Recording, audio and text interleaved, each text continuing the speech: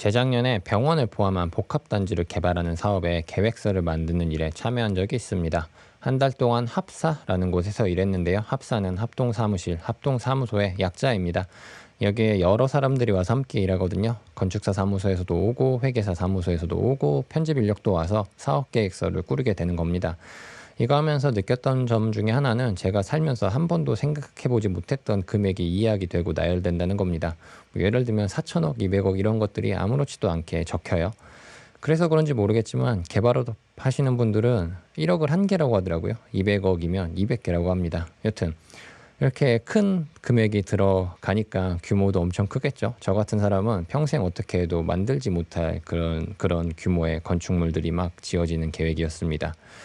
생각해보면 이렇게 거대한 것들이 주변에 있기는 해요. 엄청나게 큰 아파트 단지들도 많고 서울만 가도 큰 빌딩들이 많잖아요. 그런데 특별한 능력이 있지 않는 한 이렇게 거대한 일을 하는 게 쉽지는 않습니다. 오랫동안 사업을 하면서 여러 사람과 신뢰도 쌓아야 될 거고요. 또 자기 능력도 보여줘야 될 거고 어느 정도 자금력도 필요할 겁니다. 그런데 컴퓨터로 하는 거대한 일은 약간은 결이 다릅니다. 우리는 거대한 IT 업체만큼 빠른 컴퓨터를 많이 가질 수는 없어요. 솔직히 말해서 그 그래픽 카드 하나 사는 것도 버겁습니다.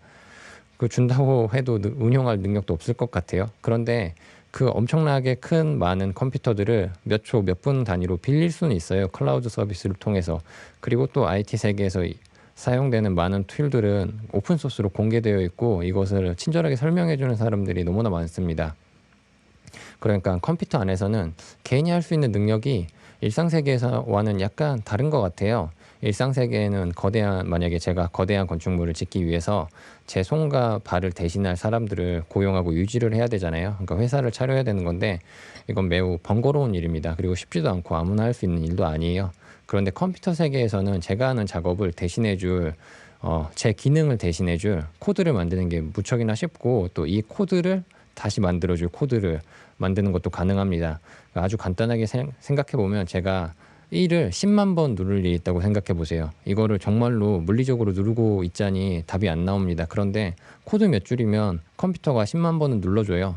그런데 여기서 그치지 않고 뭐 2를 10만 번 눌러야 된다면 코드를 새로 작성하는 게 아니라 1을 2로 바꾸기만 하면 될 겁니다. 이렇게 바꿔주는 코드를 만들 수도 있고요. 또 앞으로 3부터 10까지 또 10만 번씩 쳐야 된다면 3, 4, 5, 6을 다 써주는 게 아니라 3부터 10까지 쳐라고 이제 코드를 만들 수도 있는 거죠. 그래서 각각 10만 번씩 실행하도록 또 할 수 있는 겁니다. 그러니까 제 손가락은 10개지만 이 손가락으로 만든 코드들이 아래아래로 가지를 치면서 제 능력이 엄청나게 커지게 되는 거죠. 그러니까 개인이 컴퓨터에 대해서 이해할 수 있는지 없는지 여부는 이게 단순히 부업에서 손이 빠르다 느리다 이런 차이 정도가 아닐 겁니다. 엄청나게 큰 차이를 만들어낼 거예요.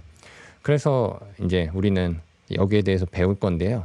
뉴스에서 AI니 뭐 챗 GPT니 뭐다 맨날 떠들어대는데 피상적으로만 느껴지지 어떻게 돌아가는지 뭐가 어떻게 되는지 좀 알기가 난해합니다. 그래서 몇 가지 기초적인 실천들을 해보려고 해요. 일단 언어 하나를 배울 겁니다. 파이썬이라는 언어를 배우고요. 앞으로 할 일들은 이제 이 모두 이 파이썬으로 작성하게 될 겁니다. 그런데 이 시간을 많이 할애할 수는 없어가지고요. 기초적인 문법상만 배우고 이제 앞으로 하면서 중간중간 해설을 통해서 익혀나가기로 하면 될 것 같습니다. 그리고 구글 클라우드도 한번 써보고요. 구글 클라우드에서 제공하는 번역 API도 사용해서 우리가 작성한 어떤 글을 번역도 해봅시다. 그리고 잠시 AI가 어떻게 돌아가는지 아주 작은 신경망 하나를 파이썬으로 구현해서 이해해 보고요. 그리고 그 뒤로 이제 요즘 되게 핫한 여러 생성형 AI들을 다뤄보면 좋을 것 같습니다. 뭐 그림도 그려보고 소리도 만들어보고 우리 글을 윤문도 해보고 이럴 수 있는 거죠. 그런데 사실 이제 제 입장에서는 이런 것들을 어떻게 알려드려야 될지도 약간 애매해요. 왜냐하면 파이썬만 해도 이미 유튜브만 봐도 배울 수 있는 것이 자료가 엄청나게 널려 있습니다. 그리고 그분들이 저보다 훨씬 잘할 거예요. 하나 의미를 찾을 수 있는 건 우리가 이거를 같이 해본다는 겁니다. 그래서 우리에게는 생경한 저 공대생들의 실천을 따라해보고 검토해보는 거죠.